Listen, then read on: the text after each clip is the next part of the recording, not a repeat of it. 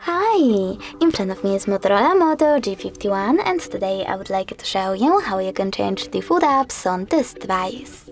First of all, go into Play Store, tap on the search bar and download your new default app. In my case, it will be Opera browser.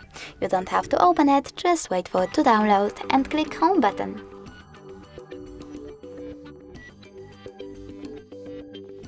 Now you need to access device settings. Click on Apps and Notifications, select Advanced and click on Default Apps. Now pick one of those sections. I want to change my browser app, so I will go with Browser. Click on Opera and simply go back. And now as you can see, my default app has changed. Thanks so much for watching. If you enjoyed this video, leave a like, comment and subscribe. Bye!